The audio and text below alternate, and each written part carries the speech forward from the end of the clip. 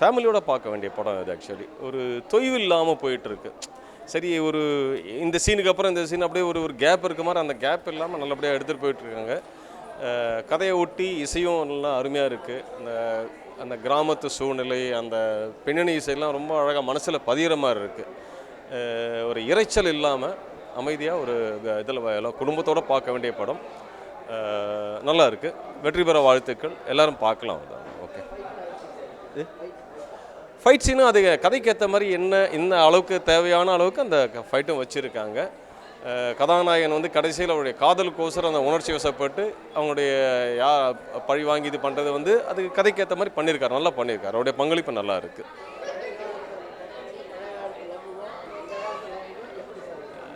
இது என்னை பொறுத்த வரைக்கும் என்னுடைய ஏஜ் பிரகாரம் என்னை வந்து அந்த பழங்காலத்து லவ்வுக்கு தான் கொண்டு போயிருக்கு. ஆக்சுவலி அதான் சொல்லிட்டேன் முதல்ல ஒரு கேப்ஷன், காதல் அழிவு.